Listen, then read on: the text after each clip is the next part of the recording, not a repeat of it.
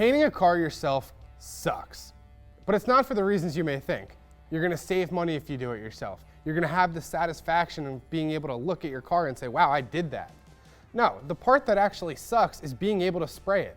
Sometimes you can do it in the garage, but you're not gonna get enough airflow and it's gonna be dark. Well, portable paint booths are a great solution for that.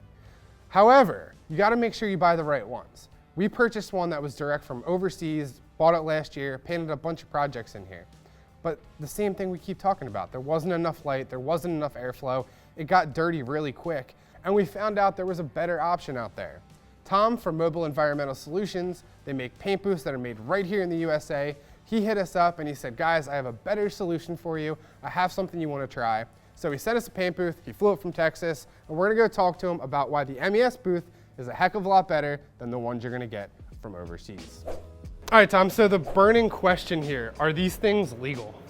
They are. So I actually worked with the NFPA, National Fire Protection Association, and they wrote a standard strictly for inflatable paint booths. They don't want accidents, they want, they care about human life, they care about personal property. And that's where the NFPA turned around and they sat down and said, look, we need to, there was different standards, but it wasn't really clear for inflatables. And the NFPA stepped up and they put together a task group and they wrote a standard strictly for inflatables. Are all inflatable paint booths legal? No, not all of them, but they have a criteria and a standard that if you adhere and you set it up correctly, then it'll be legal. So you and I were talking a little bit about the flooding of the market with, I'll call them direct from China inflatable paint booths. The majority of them, one which we have here, which we've talked about a little bit, are they following the standards that they need to be? They're not. The biggest thing is they're using what they call an Oxford cloth, which is, it's a cloth. It doesn't have any FR treatment whatsoever. So 11 years ago when we started this process and we started getting material tests where it has to comply with the NFPA 701 material test method, that's something that I got educated on, that if I turn around and I took an open flame and I take it to the PVC cloth that their stuff's made out of, you would think it'd been doused in gasoline. It just expands like there's no tomorrow. On fire that quick. It's kind of scary when you look at it that way. The stuff that the Mobile Environmental Solutions booth is made out of that does have the passes NFPA 701 test method, that you can turn around, you can take a open flame to it. It takes extremely slow to burn and it has a minimal drip. So if you can imagine, if you turn around and you're spraying a car and you're filling this whole room up with clear, you don't have enough airflow to properly evacuate it, then you have the ignition source, it's just going to turn around and explode, and then that paint's going to light that Oxford cloth on fire, and you're not going to be able to put it out. It's going to spread to everything that it can because you've got that fuel. Well, not only are you not going to be able to put it out, but you're painting inside of there. So you're going to be stuck inside there, that cloth ignites, there's plastic, there's cloth, there's other flammable materials inside, you're getting stuck underneath of it. It's a pretty bad situation, you can imagine. Yeah. So you can go down this whole list of quality control issues with these inflatables that are made from basically toy manufacturers that, quite frankly, they're putting people in harm's way when you don't have enough airflow and you're asking them to spray flammable gases and liquids. And then, quite frankly, I'm surprised that nobody's gotten killed yet. It's a very scary situation that I'm aware of, yeah. How long does the MES booth with proper care last? I've got customers that use these commercial. When I say commercial, I'm not talking like, 2 or 3 times a month. I'm talking used car guys that turn around and running cars through it daily. I've got companies that they're changing commercial trucks livery, and they're spraying a lot of paint and they're doing it, run through it. If you turn around and you take care of if you replace the inlet filters. The inlet filters on positive pressure booth are the most important. Everybody looks at the exhaust filter and they see all this color and they go, wow, it's full. These exhaust filters are high quality, they're made to hold a lot of paint, but if your makeup air is blocked off and you're not bringing that air in to recirculate it, then you're going to see your overspray stick. If you turn around and you keep your inlet filters clean, which these can be blown out because it's just going to have dirt and debris, just like your home AC filters.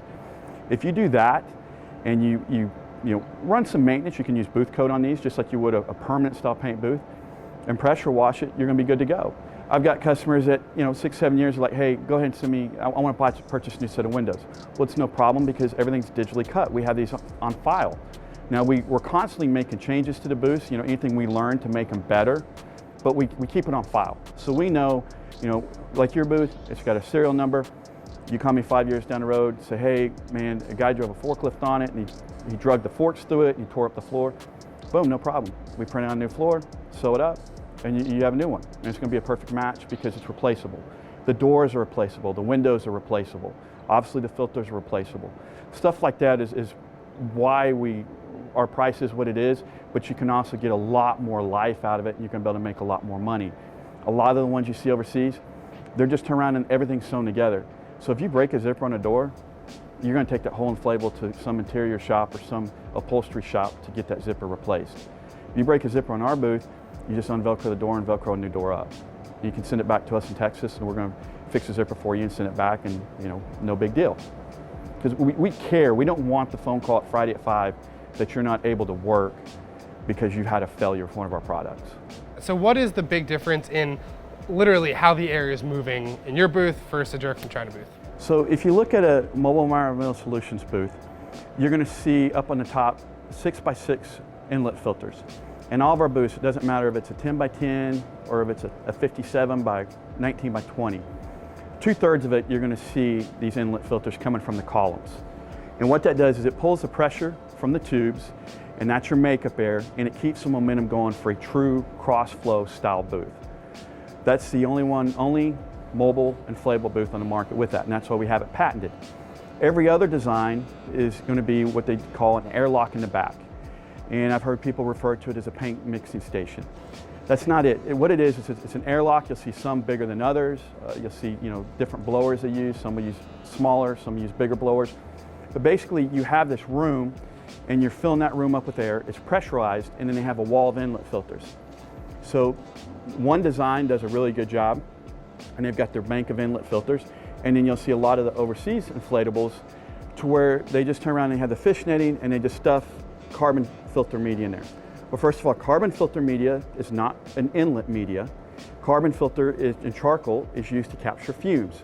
So you want that as your secondary to your exhaust filter. It's not an inlet filter. It flows too easy. It's just made for fumes. It's not designed to catch the fine particulates, like pollen. So you turn around and they just stick that media in there. Well, going back to what I was talking about before, if you don't have that filter seamed or all the way to the edges, and it's got air to go through there, the air is going to go through the path of least resistance. Now the airlock is not going to pressurize up, and now you just got a free flow. So you'll see that the inflatable is that if you turn around and spraying, the air just may be coming out of the right corner versus being equally distributed throughout the entire booth. So that's where it comes into play of keeping that positive pressure and keeping that momentum going. Because we don't have this huge vacuum, this huge negative pressure blower sucking this, 6,000 cubic feet empty. We've got to push it through. So that's the biggest difference, is keeping that momentum going with our design that covers through 2/3 of the booth. Yeah, just how much better is the lighting on this compared to a traditional one, if you could rate that? It's absolutely night and day difference. And the reason we did that is because, to me, airflow is always going to be the most important, and second is going to be lighting, especially when you're trying to blend in something. We know how important lighting is. Utilizing these inflatables outside, using the sun's ambient light, it doesn't get any better.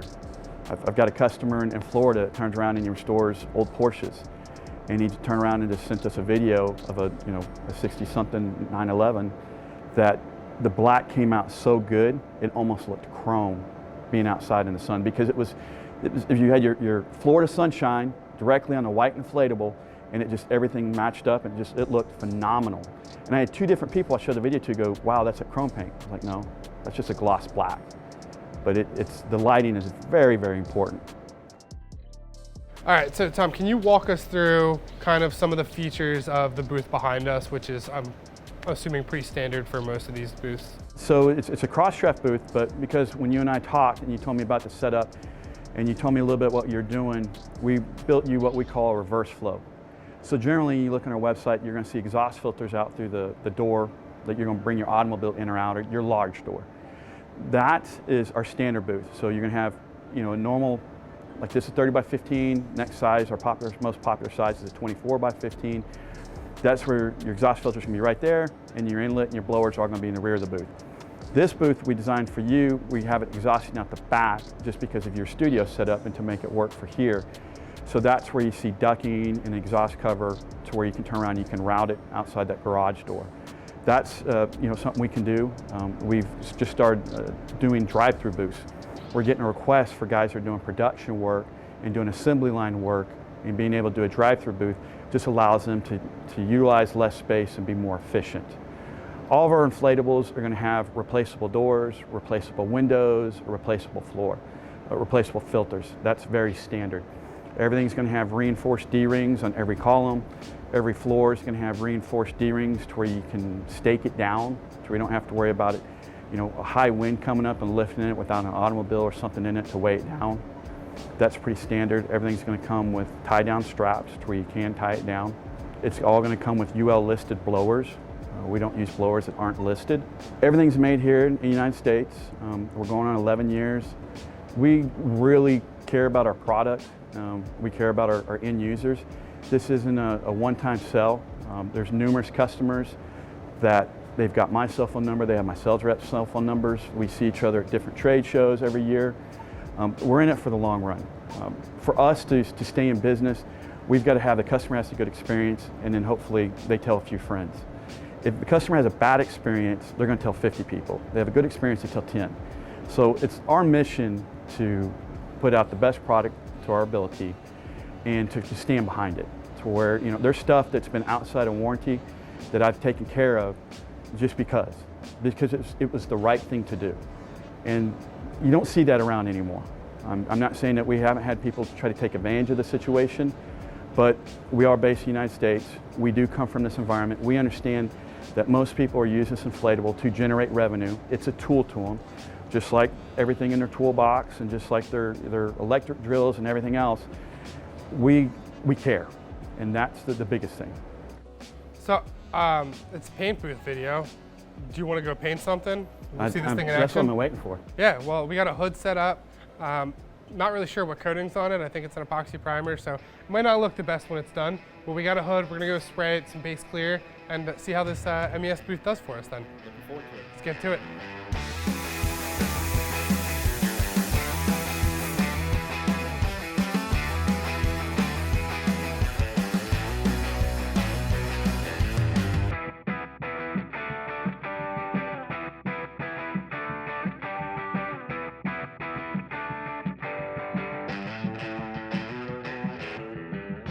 So they just got done painting the hood and a couple other parts, and they sprayed roughly a cup and a half of color. So if you look at the exhaust filters here, you see how the Calypso green kind of made its way to the exhaust filters, but you're not seeing it on the clear, you're not seeing it on the white. I'm not seeing a bunch of dust. That means it's good positive pressure paint booth. If you turn around and you have color all splattered out throughout here, that tells you there's an air leak. That tells you that the back pressure isn't correct, and the airflow is not going to flow correctly, meaning you're not going to have the exhaust that you need when you're spraying flammable materials. This is just a digital light meter, and what this does is it measures the lux, the light readings, inside the building as well as inside the paint booth. So outside the booth, what are we getting right now? We're at 400. So you're gonna expect a little bit of a light drop, but when we do the other booth, you'll see a much bigger light drop. So you're losing about 200 lux inside here, which isn't too surprising considering the way this studio was set up, and it's not set up like typical lighting like you'd see for a normal spray shop.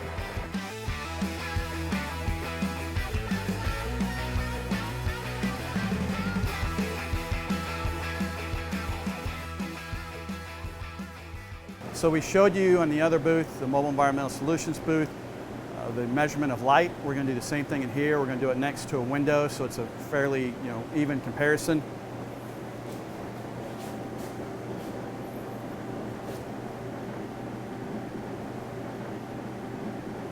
We are right dead center to where if you had a car in here, this would be where the hood or trunk would be placed at. And if you look at the roof, you look at everything, everything's very gray, everything's coated with overspray because of lack of airflow. So we know that there's been a Cobra body painted in here and there's been a few things painted, but when you have an inflatable that has a lack of airflow, this is what's going to happen. This is what your buildup in your overspray is going to be. So just imagine when you turn around and you're trying to spray clear in an environment like this, that paint won't even evacuate out. What's the clear going to look like? So Tom, we went through the test. We looked at airflow, we looked at lighting. It's a pretty drastic difference looking at the MES booth compared to this thing we got behind us right now.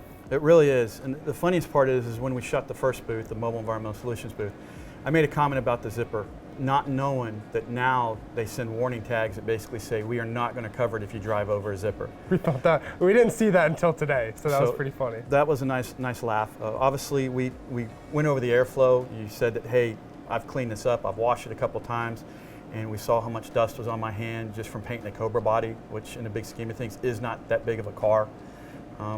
There's just a really night and day difference between the two different inflatables. I like to say it's a difference between American-made product versus Chinese product. Something that we are in the paint and clean room space. This is what we do. We don't build bounce houses. We're not a toy manufacturer. So that's why you're going to see all the difference you see in an American-made booth like Mobile Environmental Solutions. And if anybody's looking for one of these booths, you can find them right on eastwood.com. We got small all the way up to big ones for, you know, production work, right? For a garbage truck, for a jet, you name it. All right, we're gonna have a lot more videos come to the YouTube channel with this thing as well. But if you want any more info on any of the products, check it out at eastwood.com.